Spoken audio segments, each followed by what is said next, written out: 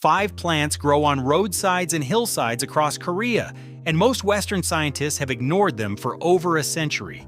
Many elderly women in rural Korean villages maintain remarkable skin health well into their 80s. Each of these 5 plants contains compounds that tell the human body to rebuild its own collagen from the inside out. And by the end of this video, you will know all 5 of them and how to grow every single one on a windowsill in your own home. The global skincare industry generates $180 billion every single year. That money flows into serums and creams and injections and supplements, all promising to reverse what time does to your skin. Walk into any department store in New York or London or Sydney, and you will find shelves lined with products that cost $50, $100, sometimes $300 per ounce. The labels say collagen. The labels say anti-aging. The labels say clinically proven. And millions of people buy them every single month, hoping that this bottle will be the one that finally works. Now fly 10,000 kilometers east. Land in a small village in the mountains of Gangwon Province in South Korea. Walk down a dirt road past terraced gardens and stone walls. Find the oldest woman in the village. She is probably 80, maybe 85. Look at her skin. Look at her hands. Look at the texture around her eyes. Something is visibly different.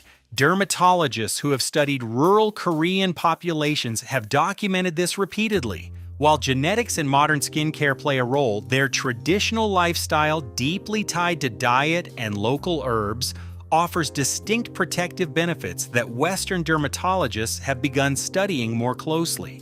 While East Asian populations share some broad genetic traits related to skin structure, skin aging is incredibly complex, influenced by a mix of genetics, ultraviolet exposure, pollution, and diet. It appears most dramatically in rural Korean communities with specific dietary traditions. Something in the daily routine is different. Something these women consume, brew, press onto their skin, and cook into their meals is producing a measurable, visible effect.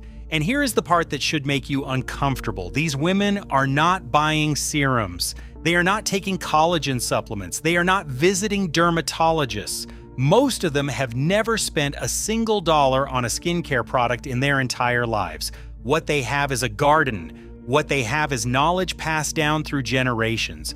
What they have are 5 specific plants that their grandmothers grew and their great-grandmothers grew before them. Before you meet the first of these 5 plants, you need to understand what collagen actually is, because the supplement industry is counting on you not knowing. Collagen is not a beauty buzzword. It is the most abundant protein in the human body. It makes up roughly 1/3 of all the protein you carry. It is the structural framework of your skin. Think of it as the scaffolding inside a building. The walls look fine from the outside, but if the scaffolding weakens, everything starts to sag and crack and eventually collapse. That is what happens to your skin when collagen breaks down. After age 25, your body produces roughly 1% less collagen every single year. By the time you reach 60, you have lost somewhere between 35 and 40% of the collagen you had in your 20s. You can see it. You can feel it. The firmness disappears. The elasticity fades. Lines form where the structure underneath can no longer hold the surface taut. Sunlight accelerates this. Every time ultraviolet radiation hits your skin, it activates a group of enzymes that chew through existing collagen fibers like a saw through rope. Sugar accelerates it too. Chronic inflammation accelerates it. Stress accelerates it. Modern life is essentially a collagen destruction machine. So what does the industry sell you? Collagen supplements, powders, capsules, and drinks. The market for these products reached $7 billion in 2024. You dissolve a scoop of hydrolyzed collagen in your morning coffee, and you trust that it will end up in your face. But here's the problem. When you swallow collagen, your stomach breaks it down into basic amino acids. Those amino acids enter your bloodstream, and then your body sends them wherever it needs them most. Maybe your gut lining, maybe your joints, maybe your muscles, maybe your skin. You have no control over the destination. Your body decides, not the label on the jar. What actually reverses collagen loss is not collagen from outside, it is signals from inside. Specific plant compounds can activate the cells responsible for manufacturing collagen. These cells are called fibroblasts.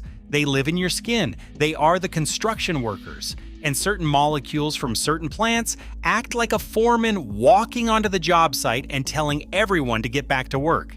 Traditional East Asian medicine has used these herbs for centuries. For example, the historic 1613 Korean medical text, the Donggwa Bogam, documents the therapeutic use of plants like mugwort and perilla. That book documented skin-restoring herbs with specific instructions for preparation and use. Western dermatology did not begin studying plant-derived collagen stimulators until the early 2000s, 400 years behind. And in that 400-year gap, an entire industry built itself on selling you synthetic approximations of what these plants do naturally.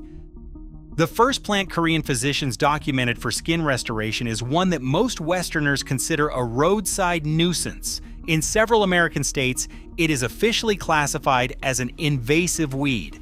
County extension offices publish guides on how to eradicate it. Homeowners spray herbicide on it every spring. And while Americans pay to kill it, Korean families pay nothing to eat it. They have been eating it for over 2,000 years. In Korea, they call it sesuk. In English, the name is mugwort. Walk through any Korean countryside village in late spring and you will see elderly women on hillsides with scissors and cloth bags harvesting armfuls of silver green leaves. They bring it home and make soup. They fold it into rice cakes called suk tteok, and those bright green rice cakes appear at every traditional celebration. They steep it in hot water for tea. They bundle it and hang it to dry for winter. They boil it and pour the water into baths. In Korean culture, mugwort is not a supplement. It is infrastructure. The plant appears in the founding mythology of Korea itself. In the story of Dangun, which Koreans have told for over 4,000 years, a bear eats mugwort and garlic in a cave for 100 days and transforms into a woman who gives birth to the first Korean king. Mugwort is woven into the identity of the nation. Every Korean spa, every jjimjilbang uses mugwort in some form. Every traditional medicine clinic stocks dried mugwort leaves on its shelves. Now here is what modern research confirmed. Mugwort contains two flavonoid compounds called jaciocidin and eupatylin. These molecules do something very specific. They block the enzymes that destroy collagen in your skin. Remember those enzymes that activate when UV light hits you? The ones that act like tiny saws cutting through your structural protein. These two compounds from mugwort shut them down. They physically prevent the destruction from happening. But mugwort does not stop at defense. In laboratory studies on isolated human skin cells, mugwort extract helped stimulate collagen production. The plant also contains chlorogenic acid and caffeic acid, both of which shield existing collagen fibers from ultraviolet degradation. So the plant blocks the destruction, protects what remains, and stimulates new construction.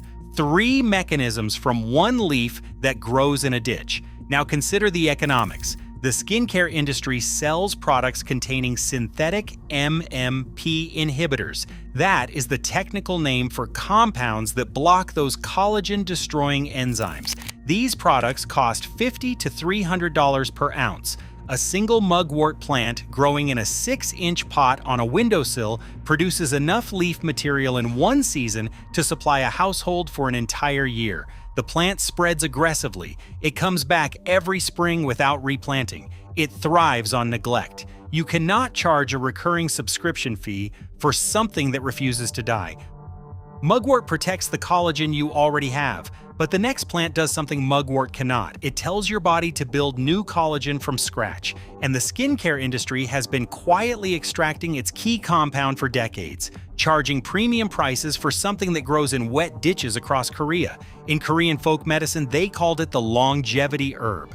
Old villagers who consumed it regularly were known in their communities for aging slowly. Regional health surveys in rural Korea documented that elderly residents who ate this plant had measurably higher skin elasticity scores than those who did not.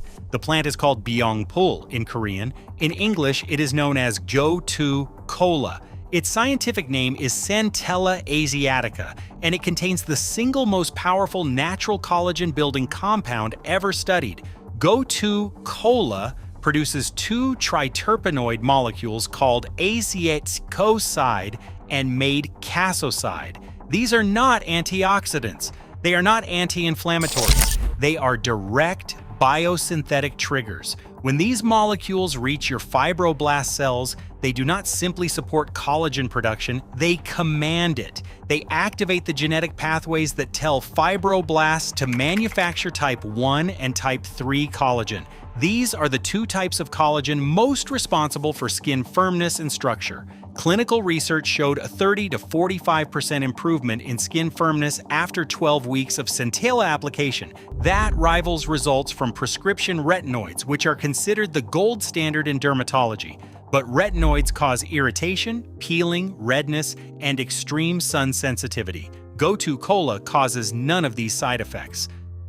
The pharmaceutical industry recognized this decades ago. They isolated the active compounds and created a standardized extract. It has been used in hospitals for burn treatment and surgical scar repair for years, but it was never widely marketed as a consumer skincare product. The reason is the same reason it always is with these plants. Gotu kola grows in wet ditches, along stream banks, in neglected corners of gardens. It spreads through runners. One plant becomes a colony in a single growing season. It cannot be controlled. It cannot be patented. It cannot generate the kind of recurring revenue that justifies a marketing budget.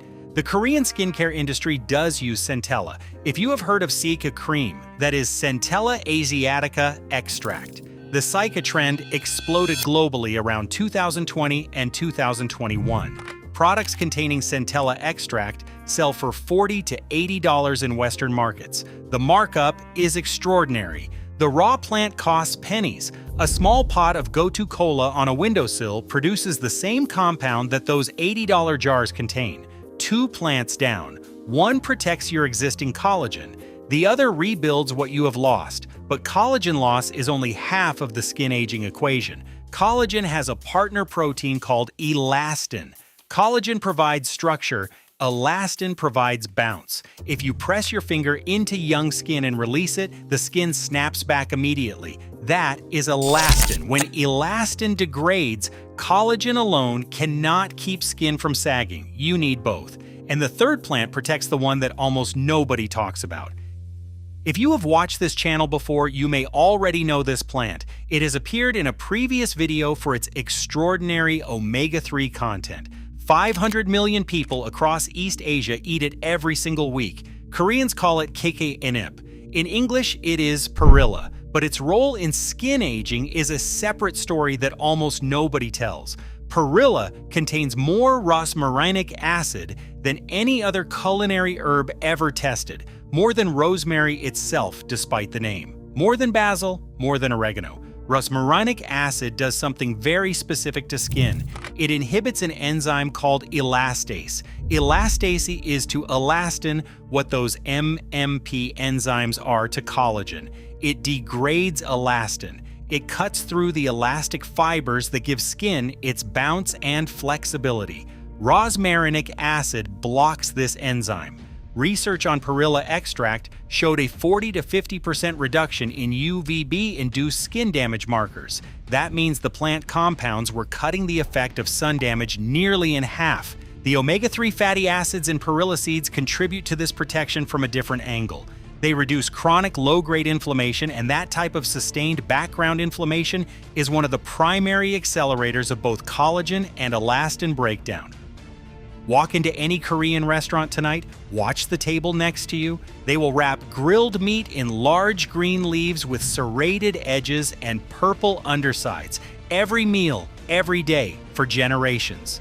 The cumulative daily intake of rosmarinic acid across a Korean lifetime dwarfs anything a supplement capsule could deliver. This is not a treatment. This is a food culture that happens to contain one of the most potent skin-protecting compounds in the plant kingdom, and Perilla self-seeds. Plant it once, and it returns every spring. The economics of this plant make the supplement industry irrelevant. Perilla handles the elastin side, but there is a compound so thoroughly studied that over 3,000 research papers have examined what it does to human skin cells. You already know this plant. You probably drink it. What you do not know is what it does to the specific enzyme that is actively destroying your collagen right now. Green tea, Koreans call it nokcha. The Boseong region in South Jeolla province has been growing it since the 9th century. Drive through Boseong in May and you will see endless rolling hillsides covered in perfectly manicured tea bushes, bright green rows stretching toward the mountains. Korean tea culture predates the more famous Japanese tea ceremony, and the tea grown in Boseong is not the same as the mass-produced green tea in bags at your local grocery store.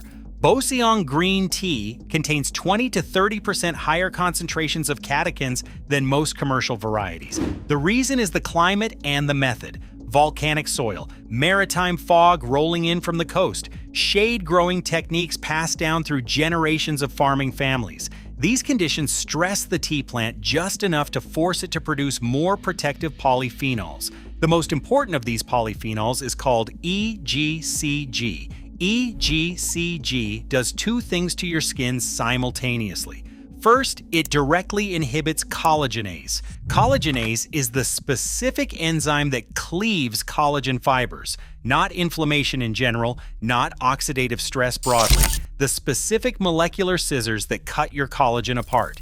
EGCG blocks them. Second, and this is what makes it remarkable, EGCG stimulates new collagen synthesis in fibroblasts at the same time. It stops the destruction and it starts the rebuilding in a single compound. Very few molecules in nature do both.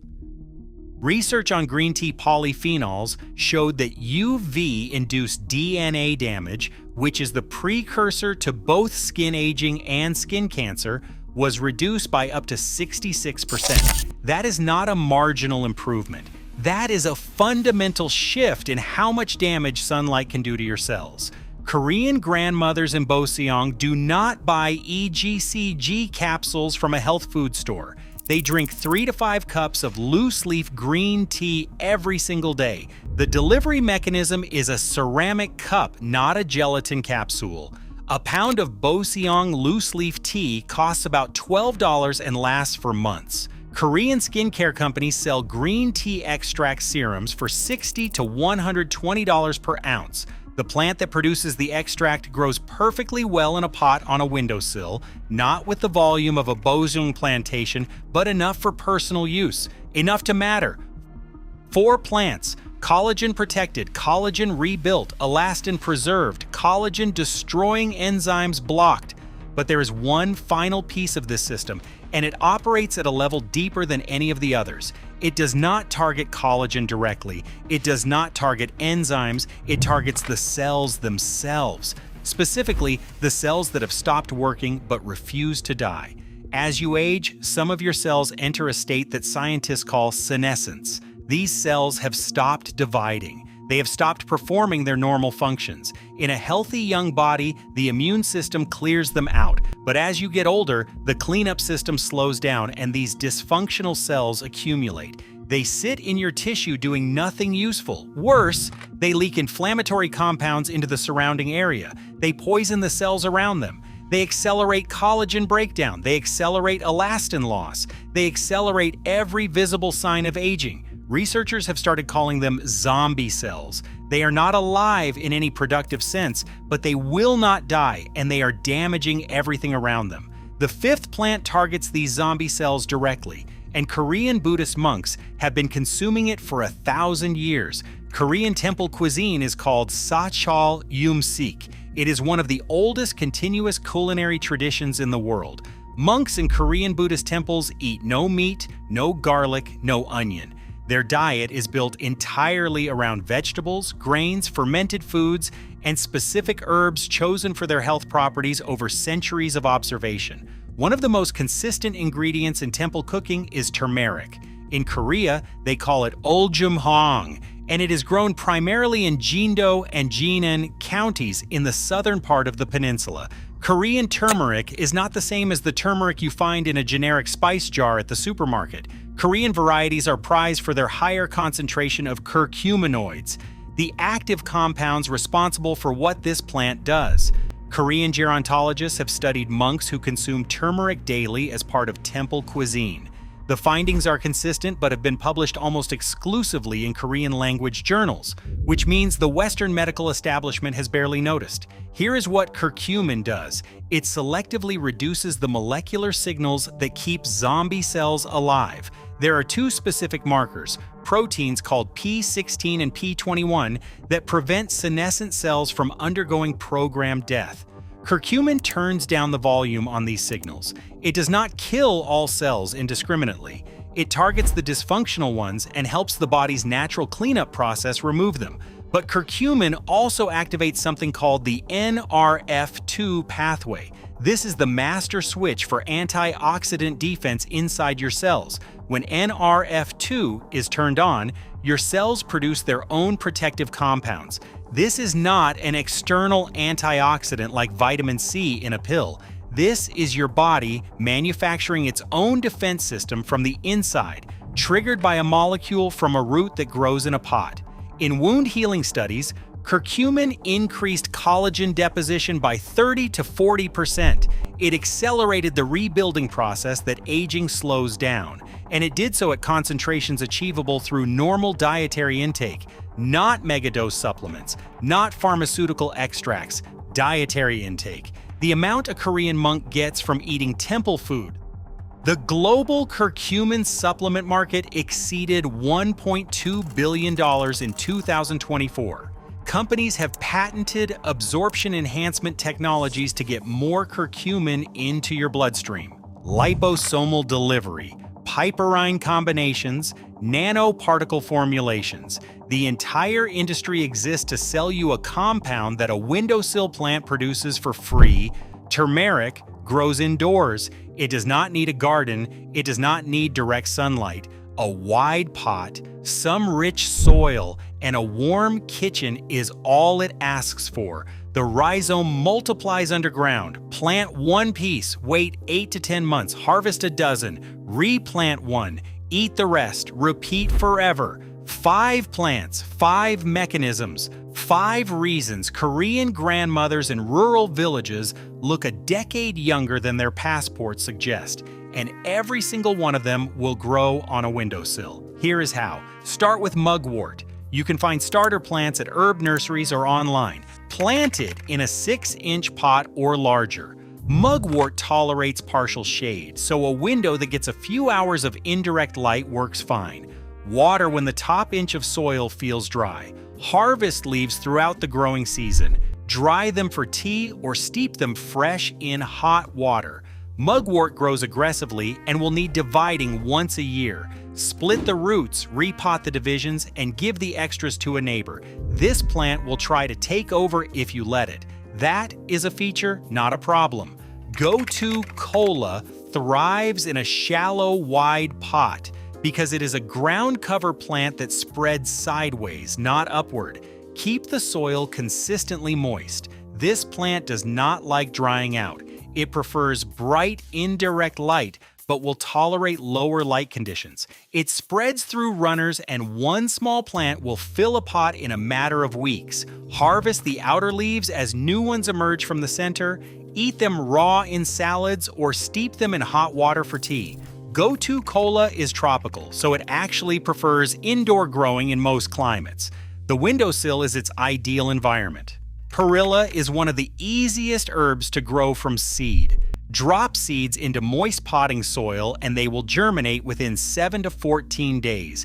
Give the plant a bright window, ideally south-facing. Pinch the growing tips regularly to encourage bushy growth rather than a single tall stem.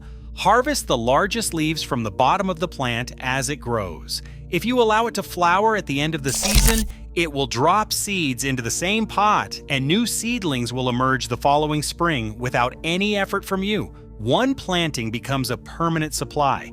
Green tea is the most challenging of the 5, but still achievable. Start with a nursery plant or a rooted cutting rather than seed, because tea seeds take months to germinate and are unreliable. Use acidic soil with a pH between 5 and 6.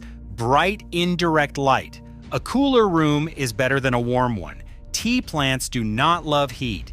Harvest the youngest leaves, the top 2 leaves, and the bud at the tip of each branch. A small indoor plant will not produce the volume of a Boseong hillside, but it will produce enough for personal cups of fresh tea. Supplement your windowsill harvest with purchased loose-leaf Boseong green tea for daily drinking. Turmeric is the most rewarding to grow because the payoff is tangible. Go to a grocery store and buy a fresh organic turmeric rhizome. Look for one with visible bumps or buds on the surface.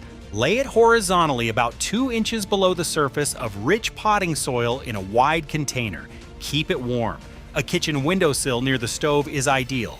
Water regularly and keep humidity up. The plant grows slowly. Long green leaves will emerge first. After 8 to 10 months, the leaves will begin to yellow. That is your signal to harvest. Tip the pot, pull out the root mass, and you will find multiple new rhizomes. Save 1 or 2 pieces for replanting. Use the rest in cooking or grate them fresh into hot water. The cycle repeats indefinitely. All 5 plants can share a single south-facing window. 2 wide pots for the Gotu kola and turmeric. 3 standard pots for the Mugwort, Perilla, and green tea. Total startup cost for pots, soil, and starter plants or seeds is under $40. Total ongoing cost is water and sunlight. That windowsill replaces hundreds of dollars per year in skincare products, collagen supplements, and anti-aging treatments.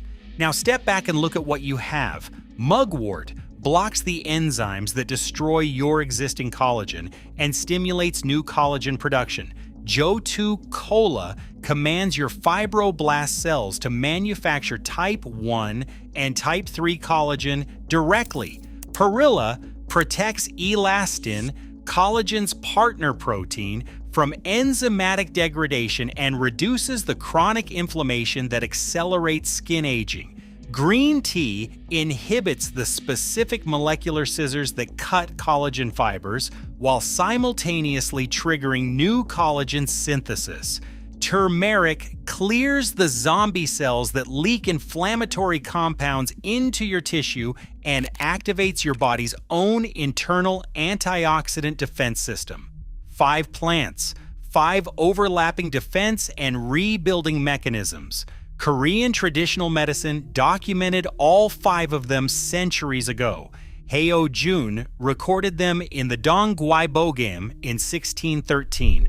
Rural Korean women have consumed them in daily cooking, in tea, and in bath water for generations. Western dermatology began studying the same compounds in the early 2000s. The delay was not scientific. It was linguistic. It was economic. It was structural. The skincare industry, the supplement industry, and the pharmaceutical industry collectively generate over $200 billion annually selling solutions to aging skin. A significant portion of those solutions are synthetic approximations of compounds that these 5 plants produce naturally for free in perpetuity. A windowsill garden does not generate quarterly revenue. A self-seeding herb does not support shareholder value. A plant that multiplies underground cannot sustain a subscription model. The economics of the modern wellness industry require you to keep buying. These plants require you to keep watering. That is the entire difference. This is not conspiracy. Nobody held a meeting and decided to suppress Korean mugwort. Nobody signed an order to hide Gotu kola from Western consumers. The mechanism is simpler than that. It is neglect. Plants that generate no repeat revenue generate no marketing budget. Crops that need no proprietary inputs need no input suppliers. Knowledge published in Korean language journals reaches no English-speaking dermatologist. The system that promotes profitable products simply looked past the ones that could not be profited from. but the plants waited. They have always waited. Mugwort has grown on Korean hillsides for millennia.